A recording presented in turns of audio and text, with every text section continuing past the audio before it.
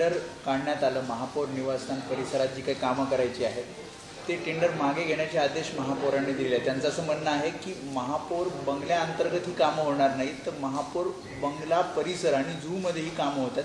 शीर्षकामुळे गोंधळ झाला. नाही, मुळामध्ये यामध्ये जे मी टेंडर वाचते त्याच्यामध्ये हेरिटेज बंगलो, आता त्या हेरिटेज बंगलोमध्ये आपली बरीच बांधकामं झाली. अण्णाभाऊ साठे नाट्य याचं हे झालेलं आहे. त्याच्या बाजूला AMCचा बंगला आहे. महापौरांच्या त्या साईडला STPचा मोठा प्लांट आहे. मुळामध्ये हे अधिकारी अशा चुका कशा करू शकतात? महापौरांना अडचणीत नेमका आणताय कोण? कारण मी पूर्ण वाचलं हे टेंडर. या टेंडरमध्ये महापौर बंगल्याच्या बाहेर जे काही बॅरिकेड लावले जाणार, नॉइज बॅरिकेड, प्राण्यांना त्रास होऊ नये म्हणून, तर मुळामध्ये महापौर बंगल्याचा जो रस्ता आहे त्याच्यापासून कितीतरी आतमध्ये प्राण्यांचे पिंजरे, म्हणजे कितीतरी मीटरवर म्हणायला हरकत नाही. आणि ते लावायचे असतील तर ते लावू शकतात, कारण प्राण्यांना पक्ष्यांना बाहेरच्या याचं आवाजाने त्रास होऊ नये ही संकल्पना चांगली आहे. पण मग याच्यात लिहितानाच त्यांनी जर असं लिहिलं असतं AMC बंगलो टू STP याच्यामध्ये अनेक कामं आहेत, म्हणजे डायरेक्ट महापौरांवर हा अटॅक झाला नसता. आणि महापौरांनी पण आता लक्ष दिलं पाहिजे. ते जे काही वक्तव्य करतायत, मुळात हे टेंडर जर आम्ही आज तुम्हाला कळलं तर तुम्ही लगेच गटनेता बोलवलं असतं, तर उलट मी पण सांगितलं असतं की हे बरोबर आहे. फक्त महापौर बंगल्याचा उल्लेख म्हणजे हेरिटेज तुम्ही AMC टू STP असं म्हटलं असतं तर ते जास्त उचित राहिलं असतं. मी टेंडर मागे घेते याचा अर्थ तुम्ही काहीतरी केलंय असं जे कोण दाखवू इच्छित आहे, हे अधिकाऱ्यांना अधिकार नाहीये. या अधिकाऱ्यांवरती महापौरांनी कारवाई काय करणार? कसं चुकलं? अख्खी ही बातमी नुसती मुंबई किंवा महाराष्ट्रापुरती राहत नाही. मुंबईच्या महापौर या जागतिक लेवलला पोचलेले असतात सगळे. आम्ही गेलो, पण अशा पद्धतीने जागतिक लेवलला पोचणं, महापौरांना बदनाम करून, मला वाटतं मुंबई म्हणजे मी हेरवी भले मी विरोधी पक्ष आहे, पण काही गोष्टी ज्या चुकल्या आहेत प्रशासनाच्या आणि कारण नसताना महापौरांना अडकवत आहेत, मला वाटतं हे चुकीचं आहे. आणि हे सगळं जेव्हा आमच्या समोर येतं तेव्हा आदित्य ठाकरे बालबुद्धीचे वगैरे असंही बोलणं आणि मग टेंडर मागे घेणं, मग त्याच्यानं तुमची बालबुद्धी दिसते. मला असं वाटतं महापौरांना अजूनही वेळ गेलेली नाही आहे. सगळ्या गटनेत्यांना विश्वासात घ्या. हे कोण कारस्थानं करतायत, हे अजून कुठून करतायत मलाही नाही माहिती आहे. आणि मला ह्या गोष्टीचा प्रचंड राग आहे. प्रशासनाने असं जर चुकीचं आणलं असेल तर महापौरांनी इन्क्वायरी लावली असेल, नाही, पण मी याची पूर्ण आता हे करणार. आणि महापौरांनी त्यावेळेला मात्र अशा गोष्टीला प्रशासनाला पाठीशी घातलं नाही पाहिजे.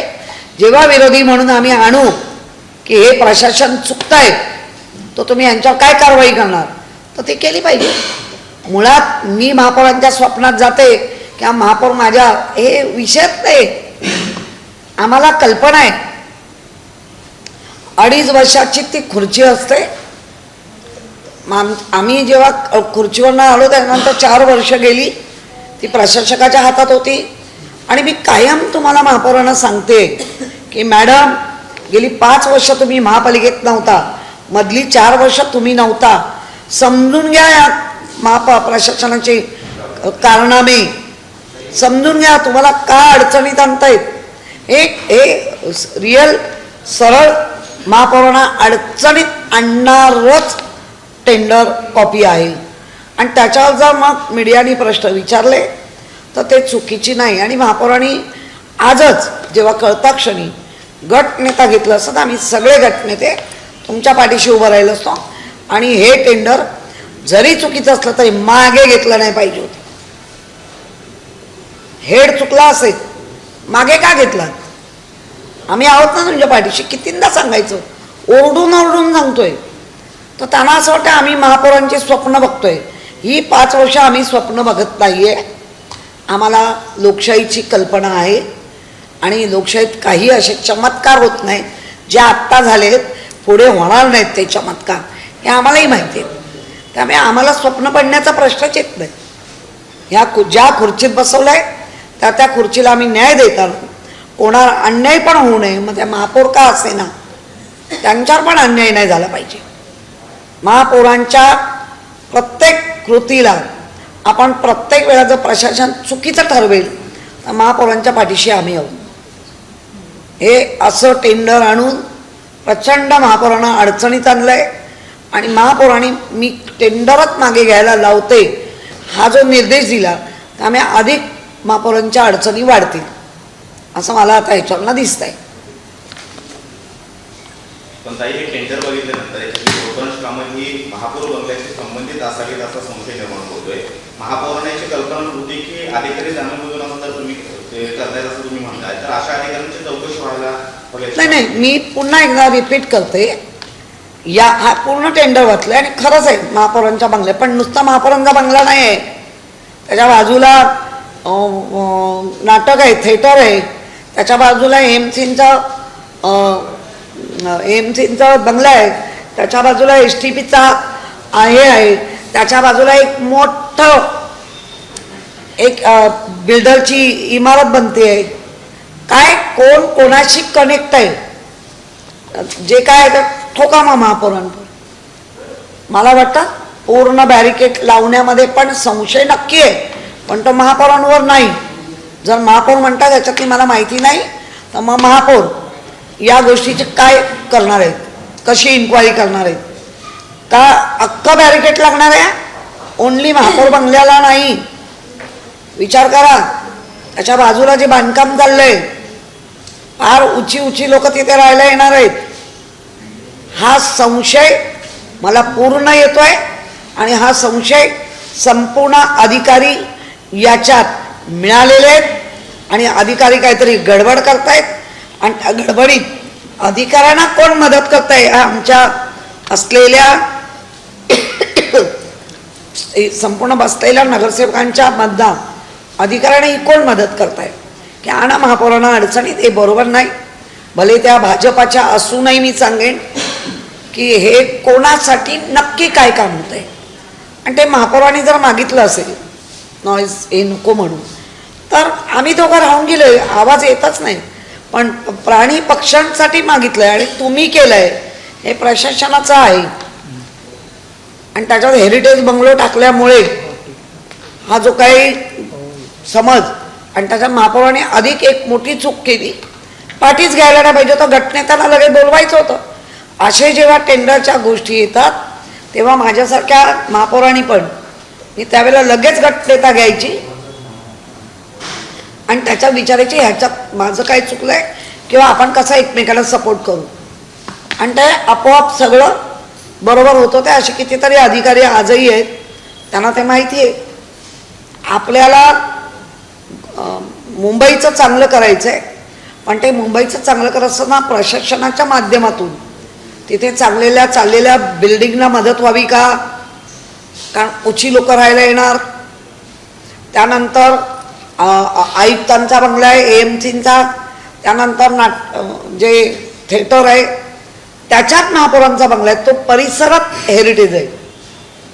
त्यामुळे निव्वळ त्यांना याच्यावर घेणं तर मला प्रशासनाचा डाऊट आहे. कुछ तो गडबड आहे आणि ती गडबड मी शोधून काढीन. 100% मी शोधून ह्या 5 दिवसात तुमच्यासमोर आणणार, शोधणार. कारण काय याच्यामध्ये जो उल्लेख झाला आहे ना, महापौरांचा बंगला अडचणीत नक्की आहे. काय काय खर्च झाले ते मुंबईकरांना कळतायत. पण या एका टेंडरवरून असं दिसतंय प्रशासन सगळ्यांना अडचणीत आणण्याचं काम करत आहे. मग याच्याबरोबर आमची तुतू मैमय लागत राहणार आणि प्रशासन हळूच सटकून जाणार. त्यामुळे मला प्रशासनावर डाऊट आहे. बाजूला चाललेल्या बिल्डिंग त्याच्यानंतर बाकी गोष्टी हे बरोबर नाही आणि नुसतं हेरिटेज टाकून महापौरांना अडचणीत आणलं आहे. अशा प्रशासनावर कारवाई झाली पाहिजे. आणि महापौर आता टेंडर तर ऑलरेडी मागे घेतलं आहे, त्यामुळे आत्ता कारवाई काय करणार हा हे पण मला बघायचं आहे. महापौर रितू तावडे यांना जेव्हा विचारण्यात आलं की जुहू चौपाटीचा दौरा कधी करणार, त्यांच्याकडून सतत सांगण्यात येते की सध्या कामं आहेत पण मी लवकरच दौरा करणार आहे. बघा, महापौरांना माझं 21 जुलैला पत्र गेलं आहे, माझं स्वतःचं बेडे मॅडमना गेलं आहे. अजूनही त्याचे उत्तर इतकं निर्ढावलेलं प्रशासन असूच कसे शकतं. 20-22 दिवस कचऱ्यावरना तिकडचे जुहूचे लोक त्रस्त झाले. प्रचंड वास येतोय. एक चॅनल त्याच्यावर सारखं काम करतंय.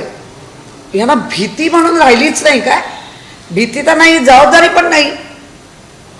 AMC DMC करतात काय? तिथे बघायला गेलं तर 75-100 लोक लावलेत असं सांगितलं जातं.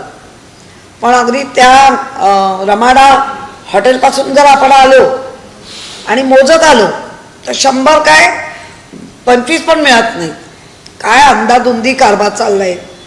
आणि या सगळ्या गोष्टीसाठी 4 वर्षात तुम्ही असा गोंधळ घातलाय, हा आमचा आरोप आहे. प्रशासकाने घातलाय, हा आमचा आरोप आहे. आणि त्या प्रशासकाला जर सत्ताधारी पाठीशी घालत असतील तर ह्या मुंबईत अशाच गोष्टी घडणार. महापौर यांनी स्वतः देखील जे पश्चिमचे सहाय्यक आयुक्त आहेत चक्रपाणी यांना पत्र दिलेलं होतं यंत्रणा वाढवण्याबाबत, परंतु त्याबाबत देखील अंमलबजावणी झाली. जे चक्रपाणी अल्ले हे वेगळ्याच कामात गुंतलेले आहेत. माझं तुमच्या माध्यमातून आयुक्तांना पण मी सांगते, त्या चक्रपाणी अल्लेची पहिली चौकशी करा. किती गोष्टीला नजरअंदाज करून अनाधिकृत गोष्टीला किती सपोर्ट करताय. विरोधी पक्षनेता म्हणून मी जेव्हा पाठवते त्यावेळेला त्यांची हे नसते, आम्हाला कळलेलं असतं इथे गडबड आहे. आम्ही पाहणी पण करू शकतो, परंतु आम्ही पहिलं वॉर्ड ऑफिसरला पत्र देतो.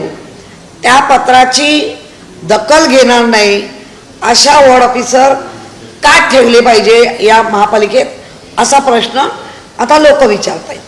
मैम, एक्स्ट्रा एक्सपेंडिचर को लेके सवाल उठे हैं. एडिशनल पैसे यहाँ पे वेस्ट हो रहे हैं. हेरिटेज बंगलों का ये टेंडर है और मेयर कह रही है it is not related to the bungalow, लेकिन इसमें कई सारी जगहों पे मेंशन किया हुआ है कि फर्नीचर से लेके कॉन्फ्रेंस हॉल ऐसी जगहों पे ये टेंडर ये किया है. उसके लिए क्या लगता है आपको अभी ये टेंडर पीछे क्यों लिया गया? एक तो ये टेंडर महापौर बंगले के आसपास जिसको हेरिटेज कहा जाता है, एक साइड में STP का बहुत बड़ा प्रोजेक्ट है. लाखों लीटर जो पानी है ये पूरा जिजामाता वीर जिजामाता भोसले उद्यान रानी की बाग उसमें यूज़ किया जा रहा है. वो महापौर बंगले के बाजू का STP का जो पूरी जगह है उसमें नज़दीक से लोगों को दिखना चाहिए करके जो बहुत ऐसे प्राणी हैं, एनिमल्स है, उनको लाना है, वो एक प्रोजेक्ट है. वहाँ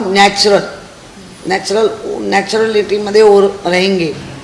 उसके बाद महापौर का बंगला है. उसके बाद अन्ना भाऊ साठे नाट्यगृह है. उसके बाद ये भी बंगला है, AMC रहते हैं. जो AMC बंगला है आप उसके ऊपर भी आवाज़ उठाओ. जो AMC बंगला है वो बंगला और रानी के बाग का डायरेक्टर का बंगला है. वो मुझे पता है, उधर डायरेक्टर पहले रहते थे. नहीं, इतनी गलती ये प्रशासन कर रहे हैं. डायरेक्टर का बंगला है तो डायरेक्टर को दे दो, डायरेक्टर रहेगा लंबा किधर. और हम बोलेंगे 24 आवर्स उसको देखो, ऐसा नहीं होता है। जो एनिमल है उनके लिए डायरेक्टर उधर ही रहना चाहिए तुरंत। और ये जो काम आप बोल रहे हैं उसमें मुझे भी दिख रहा है, लेकिन एक काम दिखा के पूरा काम आजू बाजू का कर रहे हैं। तो महापौर जब ये पता चला महापौर को, तो महापौर ने गट नेता बुलाना चाहिए था। गट नेता के अंदर हम निर्णय लेते थे कि उसको अलग अलग सेपरेट करो, कि बाबा जो आप काम करना चाहते हैं, तो क्या वाइस जो लगाते हैं barricade, noise barrier, noise barricade, noise barricade, वो पूरा लगना चाहिए। उसमें भी मुझे एक ये लग रहा है, संशय आ रहे हैं कि बाजू में एक बिल्डिंग बन रही है, पूरा रास्ते को लगाने वाले। बात है महापौर बंगले की, इसीलिए मैं बोलते हैं ना, बात निकली तो दूर तक जाएगी। जो मैं कहते ना बार बार, इसलिए कहती हूँ उनको मदद करने के लिए। जो अभी बांधकाम चालू है, वैसे देखा जाता है तो उनको बांधकाम करने को नहीं देना चाहिए, क्योंकि बफर जोन जो कहते हैं हम, वो बफर जोन वहाँ से किसी ने हमारे एनिमल के ऊपर जो बनाए उधर कुछ डाल दिया। हो सकता है ना, लंबे से बेच की मार के डाल सकते हैं, का कुछ भी हो सकता है, कुछ भी देखो आप। और उनको नॉइस नहीं जाना चाहिए, वॉइस, इसीलिए कम हो रहा है क्या? प्रशासन कुछ भी कर सकता है। महापौर को लटकाया है क्या? तो महापौर दिमाग चलाना चाहिए कि बाबा ये टेंडर आया है, वो सबके लिए आया है, लेकिन मेरा नाम है तो आओ गट नेता बात करे। उसमें हम उनको बुलाते थे कि क्या है, लेकिन अभी क्या है, फर्नीचर है, वो है, महापौर बंगले का है। तो महापौर को बोलते हैं ना, ज़्यादा तकलीफ ही देने का काम कौन कर रहा है? वो महापौर कहती है उनको मैं दिन रात सपने में, मेरा कुछ सपना नहीं है। मुझे पता है 2.5 साल के बाद आपको भी हमारे में ही, नगर सेवक के बाजू में ही आके बैठना है। बाद में माजी महापौर ही होते हैं, उसमें कुछ ये नहीं है जलन बिलन, जो आया आया हुआ। लेकिन जो गलत है वो गलत में बोलने वाली है। हमेशा मैं हमारा जो मेरा 2002 से जो मैं काम कर रही है, वो सबको पता है। जो गलत है उसको गलत कहेगी, सही है वो तो सही कहेगी। इसीलिए मुझे प्रशासन के ऊपर भी क्वेश्चन मार्क है कि आपका ये टेंडर संशयित है। दूसरे को मदद करने के लिए क्यों नहीं लिखा? एएमसी के बंगले से लेके सब वही हेरिटेज का ही है, वो नहीं लिखा। महापौर को कोई अड़चन ज़्यादा निर्माण हुए और महापौर तुरंत मैंने पीछे लिया, इसका मतलब है महापौर ने कहा होगा। दोनों बात मैं कहती हूँ, ये बराबर नहीं है। प्रशासन ने बनाए, प्रशासन के ऊपर पूछो ऐसी क्यों बात की। हेरिटेज सबका है, एएमसी का है, नाट्यगृह है, महापौर बंगला है, एसटीपी है, उसके बाजू में बफर होके भी बिल्डिंग बन रही है। किसके लिए काम चालू है? उल्लेख तो महापौर का ही है। ऐसे प्रशासन कैसी हिम्मत करते हैं? इसके ऊपर मेरा टेंडर में उल्लेख किया गया है कि पानी के स्टोरेज जो है हेरिटेज बंगलों का वो बिठाने वाले हैं, और जबकि मेयर का क्लियरली कहना है कि ये टेंडर जो है जू के डायरेक्टर की ओर से निकाला गया है, महापौर बंगलों से इसका कोई संबंध नहीं है। क्या कहना चाहते हैं? नहीं, उसमें महापौर बंगले का भी उल्लेख है, लेकिन क्लियर उन्होंने सेपरेट करना चाहिए था। एक ही टेंडर में एक करने के बाद ये सवाल उठाए, और एसटीपी का महापौर बंगले में करने की जरूरत ही नहीं है। वो तो मैं क्लियर बात करेंगी, जरूरत नहीं है, क्योंकि बाजू में ही एसटीपी है और लाखों लीटर का पानी आ रहा है। खुद के बंगले में गरज है ही नहीं, वही पानी महापौर बंगले में जो ट्री को इसको डालना है उसको मिल रहा है। और महापौर बंगले में एक सेपरेट लाइन है सफिशेंट पानी महापौर बंगले में आ रहा है। जानबूझकर कुछ भी मैं कुछ नया करने का प्रयास तो वो बहुत ही गलत है। मेयर ने ये भी कहा है कि मैंने कहा है अधिकारियों से कि इस टेंडर पर जांच की जाए, इस टेंडर को जो है वापस लिया जाए। क्या कहना चाहिए? मैं यही कहना चाहती हूँ, आपको जब भी लगा टेंडर कुछ गलत है तो हम लोग थे आपके सपोर्ट में, गट नेता को बुला के ये काम होता तो ये टेंडर की और मजबूती से जिसने गलत किया है उसके ऊपर तुरंत कार्रवाई की मैं भी मांग करती हूँ, मैं भी मांग करती हूँ तुरंत करने का। और पीछे लेने का सवाल ही नहीं आ रहा था, पीछे क्यों लिया? मत तो ऐसा सवाल उठा है कि ये महापौर ने किया है। लेकिन कहीं आपको नहीं लगता इससे पहले भी जो टेंडर निकाला गया था और जिसमें जो रिनोवेशन का काम किया गया है बंगलों का 3 करोड़ से ज़्यादा तब भी खर्च किए गए थे, और अभी जो नया टेंडर है 2 करोड़ से ज़्यादा जो है फिजूल खर्चियाँ हो रही है? आपको नहीं लगता? देखो, महापौर बंगले में फिजूल खर्चा हुआ है क्या? तो वहाँ हुआ, क्योंकि उसके पहले 2.5 करोड़ खर्चा हुआ था। महापौर के बंगले में जो काम करने वाले जो लोग हैं, जो हमारे ऑफिसर है, उनका दिमाग गिरवी रखा है क्या? क्यों ऐसे काम करते हैं? होने के बाद भी आप काम करते हैं। ये किसी का हट्ट काय म्हणतात त्याला मराठी में, हट्ट पुरवण्याचं जिद, ये काम नहीं है। एक मुंबईकर के पैसे ऐसे ऑफिसर सुनते कैसे, क्यों सुनते? और हेरिटेज जो बिल्डिंग हमारा डिपार्टमेंट है, वो हेरिटेज ने परवानगी कैसे दी? कुछ वॉल तोड़ने की, कुछ ये करने की। वो हेरिटेज के ऊपर इंक्वायरी लगनी चाहिए। हम लोग तो कोर्ट में जा ही रहे हेरिटेज के डिपार्टमेंट में। हेरिटेज बाद में कभी कभी कहते हैं कि हम वो ये तावदान नहीं बनाने को देते, ये हेरिटेज है, तो वॉल कैसे तोड़े? तो महापौर से और ज्यादा दोषी है जो प्रशासन है। वो क्या काम कर रहे हैं? किसके गन पॉइंट के ऊपर प्रशासन काम कर रहे हैं? ऐसी कौन सी गन पॉइंट है कि मुंबईकरां का पैसा लूट लो? इसलिए तो मैं कहती हूँ कि जो मुंबई यूपी बिहार लूटने, वैसा मुंबई लूटने कौन आए हैं? प्रशासन लूट रहा है क्या सत्ताधारी लूट रहा है? यही हमको अभी सवाल खड़ा हुआ है। मुझे लगता है ये प्रशासन 4 साल बहुत उड़ता रहा। अभी जमीन पे आओ, हेरिटेज के जो हेड है, मैं अभी तुरंत उनको बुलाने वाली है कि आपने ऐसा क्या काम किया, मैप लेकर, क्योंकि मैं रही है उधर, आप सब लोग आए हैं बंगले में। वॉल बिल तोड़ने की अनुमति नहीं है, बिल्कुल नहीं है। हेरिटेज ने कैसी परवानगी दी? मैं महापौर को नहीं दोषी ये करके, मैं पहला हमारा डिपार्टमेंट दोषी है। क्यों किया? झालं? एक मिनिट. आप पूछो, ये लो, बोल दो. नाही, माझं लाईव्ह आहे हिंदीचं.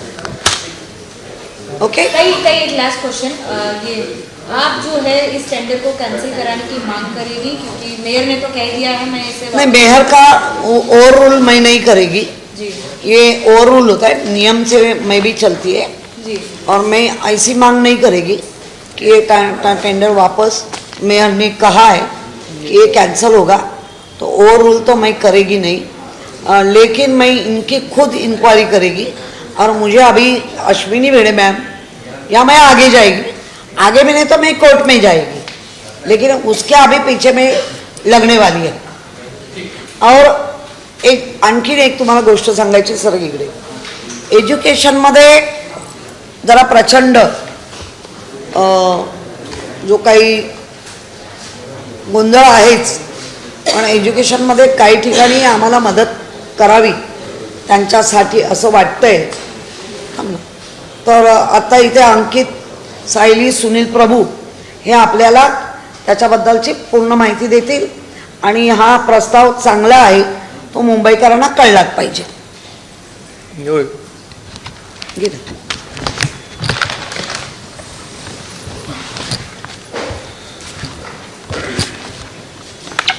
आपण सर्वांना अनुभव असेलच की गेल्या काही वर्षांपासनं मुंबई महानगरपालिकेच्या क्षेत्रामधील मराठी शाळांचा टक्का आणि त्यांची संख्या ही कमी होत चालली आहे. आणि म्हणून जेव्हा आपण याचा खोलवर जाऊन अभ्यास करतो तेव्हा आपल्याला असं लक्षात येतं की मुंबई महानगरपालिका या सर्व शाळांवरती जो काय मालमत्ता कर लावते, जो वसूल करते, त्यामुळे अधिकचा भार या मुंबई महानगरपालिकेच्या क्षेत्रामध्ये असणाऱ्या या मराठी शाळांवरती त्या ठिकाणी पडतो. आणि म्हणून आज शिक्षण समितीचा सदस्य या नात्याने मी मुंबई महानगरपालिकेच्या आयुक्तांना एक पत्र लिहिलं आहे. त्यामध्ये मुंबई महानगरपालिका क्षेत्रामध्ये असणाऱ्या अनुदानित व विनाअनुदानित ज्या आमच्या मराठी शाळा आहेत, या शाळांवरचा मालमत्ता कर हा त्या ठिकाणी मुंबई महानगरपालिकेनं पूर्णतः माफ करावा अशी विनंती मी माननीय आयुक्तांना केली आहे. आणि मला विश्वास आहे की जर हा निर्णय मुंबई महानगरपालिकेनं सकारात्मक पद्धतीनं घेतला तर मुंबई महानगरपालिका क्षेत्रामध्ये असणारे जे आमच्या मराठी शाळा आहेत, त्या मराठी शाळाच्या संवर्धनासाठी एक मोठा निर्णय हा ठरेल. एक महाराष्ट्राला चांगला संदेश जाईल आणि मराठी शाळांची जी संख्या ही दिवसेंदिवस जी कमी होत चालली आहे ती आटोक्यात आणण्यासाठी आपण एक मोठं पाऊल मुंबई महानगरपालिका म्हणून उचलू. आणि म्हणून अशी विनंती मी माननीय आयुक्तांना केली आहे. अतिरिक्त आयुक्तांना देखील पत्र लिहिलं आहे, DMCंना देखील पत्र लिहिलं आहे, शिक्षण समितीचे जे अध्यक्ष आहेत त्यांना देखील हे पत्र लिहिलं आहे. आणि मला या सर्वांना विनंती करायची आहे की मराठी शाळा वाचवण्यासाठी हा निर्णय आपण ठाम पद्धतीनं घ्या. मुंबईकर आपलं स्वागत करतील आणि मराठी शाळा यापुढे टिकवल्या पाहिजेत, ही जबाबदारी आपल्या सर्वांची आहे. मग सर्व पक्ष मिळून आपण यासाठी काम केलं पाहिजे. म्हणून ही विनंती, आग्रहाची विनंती या प्रशासनाला आणि या सत्ताधाऱ्यांना मी या पत्राच्या माध्यमातून केली. किती साधारणपणे शाळा आहेत मराठी, काही आकडा काढला नाही, असं आहे की बघा, मराठी शाळा ह्या आज नाही, गेले कित्येक वर्ष या मुंबई महानगरपालिकेच्या क्षेत्रात आहेत. आणि आपण या सर्व शाळांमध्ये, म्हणजे आता मी ज्या मतदारसंघाचं प्रतिनिधित्व करतो तिथे बाजूचा आमचा जोगेश्वरी मतदारसंघ आहे, दिंडोशी मतदारसंघ आहे, त्यामध्ये अनेक अशा मराठी शाळा या चाळ वस्तीमध्ये देखील चालवण्यात येतात, अशा जुन्या शाळा आहेत. आणि म्हणून या शाळांमध्ये देखील मोठ्या प्रमाणात जे आर्थिकरित्या दुर्बल आमचे मुंबईकर असतात ते त्या ठिकाणी शिक्षण घेत असतात. आणि म्हणून या शाळा जेव्हा चालवायच्या असतील त्यावेळेला जेव्हा मालमत्ता कर महानगरपालिकेकडनं या सर्व शाळांकडनं वसूल केला जातो तर तो मोठ्या प्रमाणात असतो आणि या शाळांना किंबहुना परवडणारा नसतो. आणि म्हणून जेव्हा या शाळा अशा प्रकारचा मालमत्ता कर भरू शकत नाही त्यावेळेला देखील अनेक शाळा, म्हणजे पटसंख्येच्या जेव्हा आपण ती कम्पेअर करू तर पटसंख्येच्या कंपॅरिझनमध्ये जेव्हा मालमत्ता कर भरायचा असतो किंवा मुलं कमी शाळेत येत असतील आणि मालमत्ता कर अधिकचा असेल तर या शाळा बंद होण्याची शक्यता असते.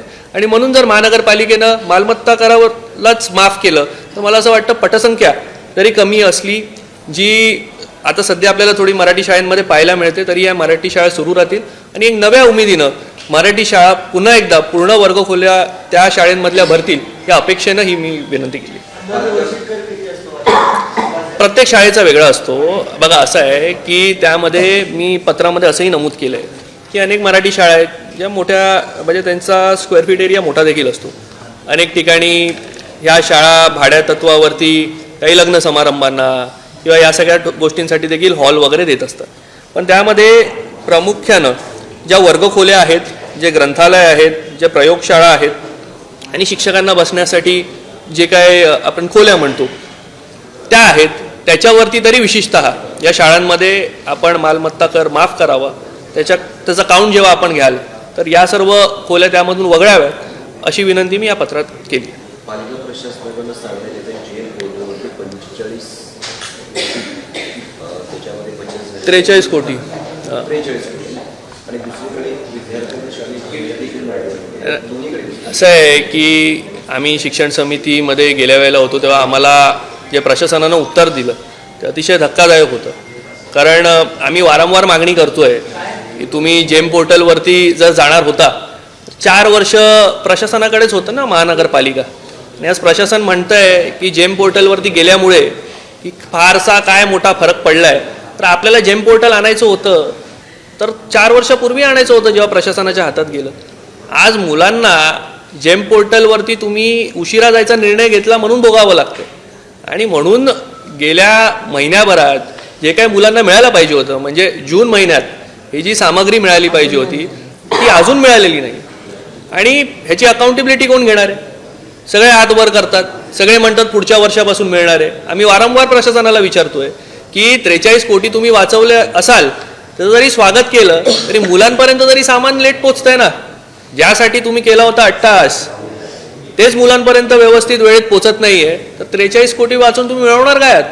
म्हणजे विद्यार्थी ज्यांच्या हातात वया पोचल्या पाहिजेत त्यांना अभ्यास करण्यासाठी वया नाहीत. पावसाळा संपायला आला त्यानंतर तुम्ही छत्री आणि रेनकोट देणार आहेत विद्यार्थ्यांना. हे काय मोठी फजिती आपण या शिक्षण विभागाची लावली आहे, या सर्व गोष्टींवरून दिसून येतं. म्हणून हरकतीचा मुद्दा हा शिक्षण समितीत आम्ही सर्व सन्माननीय सदस्यांनी त्यावरती चर्चा केली. तेव्हा आम्हाला सांगण्यात आलं की आता या 31 तारखेपर्यंत सर्व सामान हे सर्व विद्यार्थ्यांना मिळेल. तर त्याची आम्ही खात्री करतोय. त्यानंतर आम्ही क्वालिटी चेक पण करणार आहे की विद्यार्थ्यांना त्या टेंडर स्पेसिफिकेशनमध्ये लिहिलेलंच सामान मिळालं आहे तर काहीतरी वेगळं मिळालं आहे. त्याची क्वालिटी चेक जेव्हा आम्ही सरप्राईज व्हिजिट या शाळेंमध्ये घेऊ त्यावेळेला आम्ही करू. शिक्षण विभागाच्या उपायुक्त जे उत्तर दिलं त्याच्यावर असं वाटतं की आयुक्त जे उपायुक्त आहेत त्या भाजपच्या प्रवक्त्या झाल्यासारखं. आता ते आपण पत्रकार देखील त्या ठिकाणी शिक्षण समितीत उपस्थित होतात. त्यावेळेला आपल्याला त्यांचं उत्तर ऐकून तसंच वाटलं म्हणून आपल्याकडून हा प्रश्न आला आहे. त्याबाबत मी एवढं सांगेन की त्या गंभीर नाही आहेत. ज्या DMC आहेत एज्युकेशनला त्या फारशा गंभीर नाही आहेत. आणि ज्या आमच्या सतत आरोप करतायत ना खिचडी खिचडी, त्या आता काय खिचडी पकली आहे आणि त्या पोरांच्या समोर काय खिचडी जाते त्याचा पहिलं घ्या. दरवेळेला आईना दाखवू नये, तो आईना खोटा आहे म्हणजे आरसाच खोटा आहे हे ठरवण्याचं काम सत्ताधारी आणि प्रशासन करतंय. त्याला काय करायचं?